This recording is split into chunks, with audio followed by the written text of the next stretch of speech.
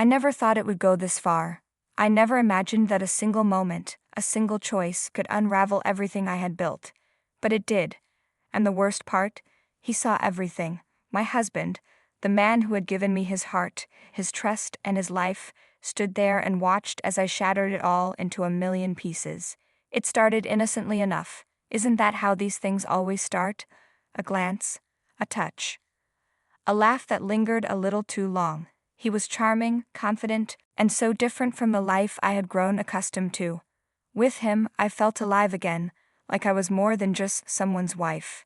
He saw me, not as a mother, not as a homemaker, but as a woman, and I craved a feeling more than I wanted to admit. I told myself it was harmless. A little flirtation never hurt anyone, right? But there was something about him that made me forget where the line was. Or maybe I didn't care where it was. When he texted me, my heart raced. When he smiled at me, it was like the world melted away. And when he asked me to meet him, I didn't say no. The first time we kissed, I felt guilty. But that guilt was fleeting, drowned out by the adrenaline, the desire, the intoxicating rush of doing something I shouldn't. It was addictive, and soon I wasn't just flirting or sneaking a kiss here and there. I was lying. Lying to my husband, to my family, to myself. I told myself it would never get out of hand, that I could keep it under control. But the truth was, I didn't want to. I wanted more. I wanted him. And that's what led to the moment I will never forget. The moment that changed everything. We were at a party, a big crowded event with music, laughter, and far too many people. My husband was there, mingling with friends, oblivious to the storm brewing just a few feet away. And then there was him, the man who had turned my world upside down. He pulled me aside, his hand on my waist, his lips brushing against my ear as he whispered things that made my skin burn. I should have walked away. I should have stopped him. But I didn't. I let him kiss me, right there in front of everyone. I didn't even notice who was watching. All I could think about was him, his touch, his taste, the way he made me feel alive in a way I hadn't felt in years. It wasn't until I pulled away, breathless and flushed, that I saw him, my husband. He was standing just a few feet away, his eyes locked on mine, his expression a mix of shock, pain, and anger. In that moment, time stood still. The music, the laughter, the noise of the party, it all faded into the background. All I could hear was the pounding of my heart and the deafening silence between us. I wanted to say something, anything, but the words wouldn't come. What could I say? That it wasn't what it looked like? That it was a mistake? That I was sorry? None of it would have been enough. He turned and walked away, leaving me standing there, exposed and ashamed, as the weight of my actions crashed down around me. I ran after him, desperate to explain, to make him understand. But how do you explain something like that? How do you justify betraying the person who trusted you more than anyone else in the world? He didn't yell. He didn't cry. He just looked at me, his eyes filled with a sadness so deep it broke something inside me. Why? He asked, just one word, but it held so much weight. Why had I done it? Why had I risked everything for a moment of passion? Why had I betrayed him? I didn't have an answer. All I could do was stand there, silent and broken, as he walked away. The days that followed were a blur of pain and regret.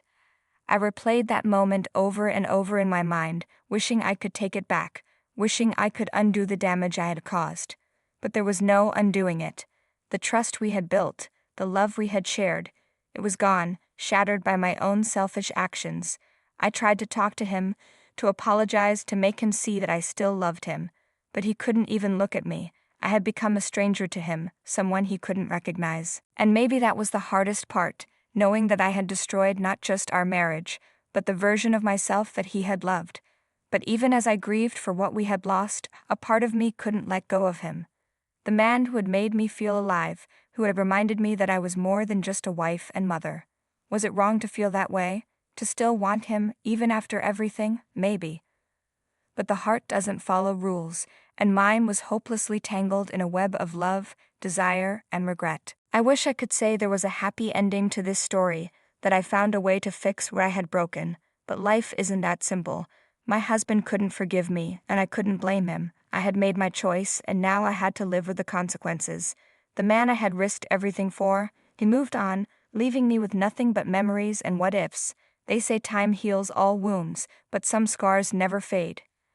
I still think about that night, about the look in my husband's eyes, about the moment I realized what I had lost, and while I've learned to live with the pain, I know I will never truly escape it.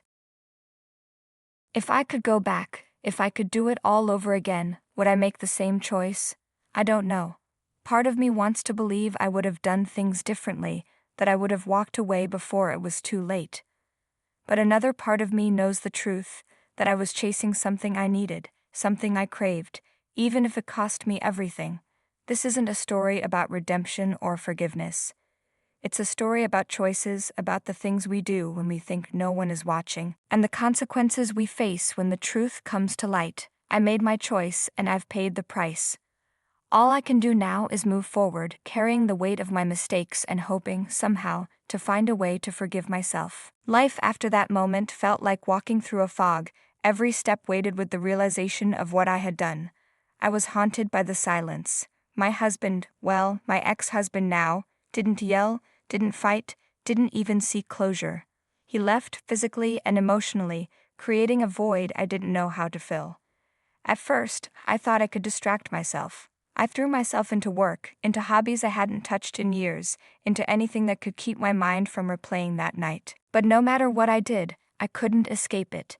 It wasn't just the memory of him standing there watching me, it was the look in his eyes. The pain, the betrayal, the disbelief.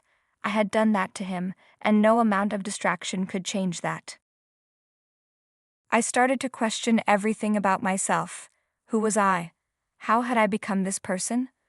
I used to pride myself on my integrity, my loyalty. I was the one people came to for advice, for support, for guidance. But now I was the villain in my own story, and no one wants to look too closely at the villain. But the truth is, I wasn't always that person. There was a time when I was different, when my life with my husband was filled with love and laughter. We were happy once, or at least I thought we were. Somewhere along the way, that happiness began to fade. It wasn't anyone's fault, not really. Life just happened. Responsibilities piled up, and the spark we once had seemed to dim. That's when he came into my life, the other man. He wasn't better than my husband. He wasn't smarter or kinder or more successful, but he was attentive in a way I hadn't felt in years. He made me feel seen, desired, alive, and I let myself fall into that feeling, not realizing, or maybe not caring, about the destruction it would cause. I've spent countless nights wondering why I couldn't have just talked to my husband, told him how I was feeling, given him the chance to fix what was broken between us. Maybe he would have understood. Maybe we could have found our way back to each other. But instead, I chose the coward's way out. I sought validation from someone else, and in doing so, I shattered the life we had built. The fallout wasn't just emotional, it was practical too. Divorce is messy, even more so when it's fueled by betrayal. We had to untangle our lives, divide our possessions, and face the painful reality of starting over. I thought the worst was over when we signed the papers, but I was wrong. The real pain came afterward, in the quiet moments when I realized just how much I had lost. Friends I thought would stand by me turned their backs, unable or unwilling to understand my side of the story. Family gatherings became tense and awkward, with whispered judgments hanging in the air. Even strangers seemed to look at me differently, as if they could sense the weight of my guilt. And yet, amidst the pain and regret, there were moments of clarity. I began to understand that I couldn't move forward until I faced the truth about myself. I had made mistakes, huge, life-altering mistakes, but those mistakes didn't have to define me. I could learn from them. I could grow. I could be better. So I started therapy. At first, it was terrifying, laying bare all my flaws and failures to a stranger, but over time it became a lifeline. My therapist helped me see the patterns in my behavior, the insecurities that had led me down this path, the unspoken fears that had driven my actions. She didn't excuse what I had done, but she helped me understand it. And in understanding it, I began to forgive myself. Forgiveness didn't come easily, and it didn't come all at once. It was a slow, painful process, filled with setbacks and self-doubt. But little by little, I began to let go of the guilt and shame that had consumed me. I started to focus on the future, on the person I wanted to become. I began to rebuild my life, not as a wife or a partner, but as an individual. I found new passions, new friendships, new ways to define myself outside of my relationships. And while I still carry the scars of my past, I no longer let them dictate my future. I know some people will hear my story and judge me harshly. They'll see me as a villain, a cheater, a selfish, ungrateful woman who didn't appreciate what she had. And maybe they're right. Maybe I don't deserve forgiveness or understanding, but I'm not sharing my story to seek redemption. I'm sharing it because it's real. Because it's messy and complicated and human. Life isn't black and white, and people aren't perfect. We make mistakes, we hurt the people we love. We break things that can't always be fixed, but we also have the capacity to learn, to grow, to change. And that's what I'm trying to do. If I could go back and do it all over again, would I make the same choices? Probably not. I would like to think I'd be stronger, braver, more honest. But I can't change the past. All I can do is move forward, carrying the lessons I've learned and striving to be better. To anyone listening who has felt the weight of their own mistakes, know this: you are not alone. You are not beyond redemption. You are not defined by your worst moments. It's not easy, and it's not quick, but healing is possible. Forgiveness is possible. Growth is possible. And as I sit here now, reflecting on everything that's happened, I realize that I am stronger than I ever thought I could be. I've faced my demons, owned my mistakes, and found a way to keep going. And for that, I am proud.